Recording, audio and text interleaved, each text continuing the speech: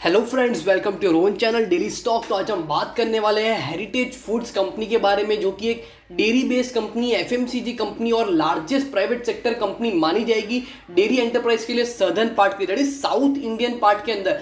बहुत ही अच्छी कंपनी है और इसकी कंपनी के बारे में, ये कंपनी फाउंड हुई थी 1992 में और इसका जो मेन हेडक्वार्टर है वो सिचुएटेड है हैदराबाद के अंदर। इसकी सब्सिडरीज भी है, उसमें से एक का जो नाम है वो है Heritage Novandie food private limited company. So आज हम ये वीडियो में जानेंगे हेरिटेज फूड कंपनी के अंदर आपको निवेश करना है या नहीं करना है, और आप इस शेयर को कितने टाइम तक होल्ड कर सकते हो, और ये भी जानेंगे कंपनी के फंडामेंटल्स और कंपनी की जो भी प्रॉफिटेबिलिटी है उसमें आपको क्या ग्रोथ देखने को इन फ्यूचर में और ज्यादा देखने को मिल सकता है।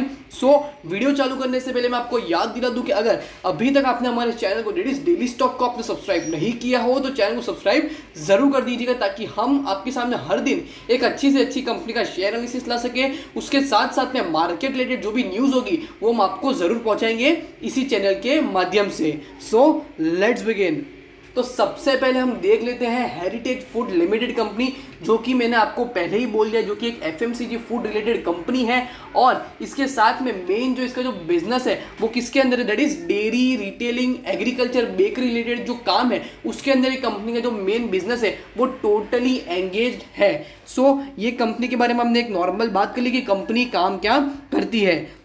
उसके साथ में अगर हम कंपनी का डेटा देखते हैं तो कंपनी का जो मार्केट कैपिटलाइजेशन है वो है ऑलमोस्ट 1500 करोड़ रुपीस के आसपास, जो कि कंपनी को एक स्मॉल कैप कंपनी बनाती है। और डिविडेंड है इसका 50 and on the face value of 5 rupees dividend है इसका 0.75। हालांकि इसका जो बीटा है वो है सिर्फ 0.52, जो कि आपको ये लेस रिस्की स्टॉक्स जरूर बनाता है। बट उसके साथ में आपको ये भी पता होना चाहिए कि इसके अंदर जब मूवमेंट आता है तो इसके अंदर बहुत ही अच्छा खासा मूवमेंट आपको शेयर के अंदर जरूर देखने को मिलता है। ऑल्दो 0.52 का इसका बीटा है, जो कि आपको बताते हैं कि अगर इंडियन इंडाइसिस अगर 1% का अपवर्ड मूवमेंट देते हैं तो इस शेयर के अंदर आपको ऑलमोस्ट एवरेजली 0.52% का अपवर्ड मूवमेंट जरूर देखने को मिल सकता है। इंडस्ट्री का जबकि प्राइस टू अर्निंग चल रहा है 70.59 के आसपास, आपको इसका पी रेशियो देखने को नहीं मिलेगा, बिकॉज ये कंपनी एफएमसीजी सेक्टर के अंदर काम करने के साथ साथ रिन्यूएबल एनर्जी के अंदर भी ये कंपनी एंगेज है। सो इसका प्राइस टू अर्निंग नहीं है। ऑल्दो इसका जो पीबी है वो है 3.32, बुक वैल्यू इसकी बनाती है आपको 98.96 रुपीज, और डिलीवरी उठी है इसकी 51.42% पर। 20 दिन की अगर एवरेज डिलीवरी की बात करें तो वो है 50,442 शेयर्स की इसमें डिलीवरी भी उठी है। फाइनेंशियल ट्रेंड के बारे में बात करते हो, कंपनी का जो परफॉर्मेंस था आपको एकदम अच्छे खासे परफॉर्मेंस है, नेगेटिव ट्रेंड में जरूर देखने को आपको मिल रहा है 2017 से लेके 20 तक। बट अभी एक्सपेक्टेड है कि कंपनी का जो रिजल्ट है, despite 2020 was the Covid situation, Covid pandemic था उस टाइम, तो कंपनी की जो भी मार्केट में जो भी कंपनी का जो बिजनेस है, जो कि मेनली किधर एंगेज है, सदर्न साइड पे। सो कंपनी का मेनली तो क्या एक स्मॉल कैप कंपनी है, मार्केट कम है, मार्केट शेयर कम है, उसके साथ में कंपनी चलती किधर है, साउथ इंडियन रीजन के आसपास। इसी कारण कंपनी के जो रेवेन्यू थे वो भले बड़े हैं, बट कंपनी की जो टोटल एक्सपेंडिचर्स है उसके इंक्रीज होने के कारण कंपनी ने लॉस खाया है 2020 में। कंपनी के अगर हम शेयर होल्डिंग पैटर्न देखते हैं तो कंपनी जो शेयर होल्डिंग पैटर्न है उसके अंदर प्रमोटर की जो होल्डिंग है वो मेन 39.9% की कंपनी की टोटल प्रमोटर होल्डिंग है, जो कि मेरे हिसाब से एक अच्छी बात जरूर है। बट और ज़्यादा होती है इस कंपनी की promoter, that is more than 50%, तो ज़्यादा अच्छी बात आपको देखने को मिल सकती थी। एफआईआई की होल्डिंग है 3.79%, डीआईआई की होल्डिंग है 13.52%।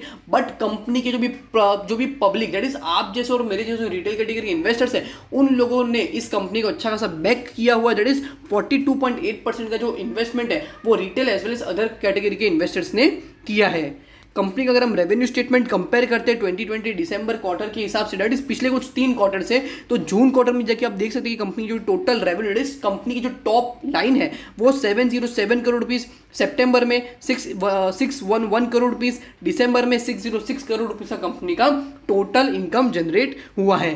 Net profitability, that is company की जो बॉटम लाइन की अगर हम बात जाते हैं तो 95 करोड़ रुपीस से 2 करोड़ रुपीस, 2 करोड़ से 26 करोड़ रुपीस का कंपनी ने प्रॉफिट जनरेट किया है। टोटल एक्सपेंडिचर्स कंपनी के भले ही आपको ज़्यादा देखने को मिल रहा है, बट ऐसा एक्सपेक्टेड है कि कंपनी जो टोटल एक्सपेंडिचर्स है उसमें आपको डाउन ट्रेंड देखने को मिल सकता है, despite of the new quarters as well as company की जो भी प्रॉफिटेबिलिटी है उसमें आपको फिर से ग्रोथ देखने को मिलेगा।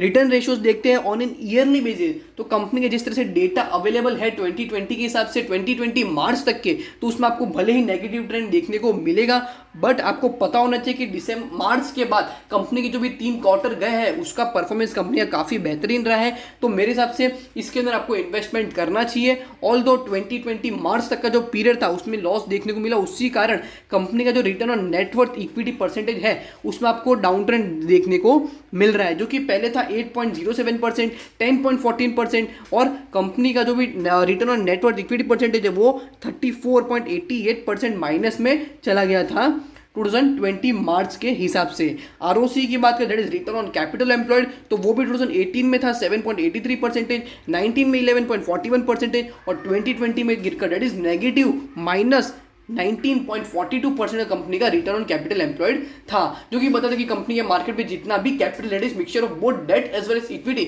उसके ऊपर कंपनी प्रॉफिट कमाने में सक्षम नहीं रही है, उसके सामने कंपनी ने लॉस जनरेट किया है। रिटर्न ऑन एसेट परसेंटेज के अंदर भी आपको नेगेटिव ट्रेंड देखने को मिलेगा, बिकॉज कंपनी के मार्केट में जितने एसेट है उस एसेट के ऊपर कंपनी ने कितना परसेंटेज ऑफ लॉस जनरेट किया है, उसी कारण कंपनी जो 2020 मार्च के अंदर जो है आपको माइनस 16.22 का आपको रिटर्न ऑन एसेट परसेंटेज देखने को मिल रहा है। लेवरेज रेशियो देखते हैं तो कंपनी का जो मार्केट में डेट टू इक्विटी है उसमें आपको बढ़ोतरी देखने को मिल रही है, डिस्पाइट आपको अगर समझ लो नेक्स्ट जब कंपनी का मार्च 2021 तक का जब बनेगा, अभी जब कंपनी के रिजल्ट्स आएंगे उसके हिसाब से अगर समझ लो कंपनी का डेट टू इक्विटी कम होता है तो मेरे हिसाब से वो काफी पॉजिटिव सेंटीमेंट होगा इस कंपनी में बुलिश इन्वेस्टमेंट करने के लिए। इंटरेस्ट कवरेज रेशियो भी आपको 2020 के हिसाब से आपको नेगेटिव देखने को मिल रहा है, जो कि था पहले 5.93%, 19 में 6.95% और 2020 में माइनस 5.74% पर। मार्केट प्राइस आज या शेयर ने ऑलमोस्ट 10% का अपवर्ड मूवमेंट दिया है, उसी के साथ में 334 का आज इसने क्लोजिंग दिया है, दैट इज ऑलमोस्ट 22.2 रुपीज इसने अपवर्ड मूवमेंट दिया है। और आपको पता होना चाहिए कि इस शेयर का जो 5 ईयर हाई प्राइस है वो कितना है 888.95 रुपीज के आसपास। सो मेरे हिसाब से काफी अच्छी अपॉर्चुनिटी हो सकती है for a normal swing trading के टारगेट के हिसाब से आप इस शेयर के अंदर इन्वेस्टमेंट कर सकते हो। ऑल्दो लॉन्ग टर्म के हिसाब से मैं नहीं बोलूंगा कि आपको इस कंपनी में इन्वेस्टमेंट करना चाहिए, बिकॉज मेनली ये कंपनी फोकस किधर है, सदर्न साइड पे। ऑल्दो बहुत सारी एफएमसीजी कंपनी है मार्केट में जो कि इसको बीट कर सकती है नियर फ्यूचर। ऑल्दो कंपनी अभी बुलिश मोड के अंदर है तो आप इसके अंदर फायदा उठा सकते हो। सो होप करता हूं कि आपको हेरिटेज फूड लिमिटेड कंपनी का जो अभी हमने शेयर एनालिसिस किया वो आपको अच्छे से समझ गया होगा। अगर आपको वीडियो अच्छी लगी हो तो वीडियो को लाइक, शेयर और हमारे चैनल को सब्सक्राइब करना ना भूलिएगा। अगर आपको इस कंपनी रिलेटेड या फिर इस कंपनी के डेटा रिलेटेड कोई डाउट या फिर कोई क्वेरी भी हो तो वो भी आप हमें कमेंट सेक्शन में जरूर पूछ लीजिएगा। So thank you.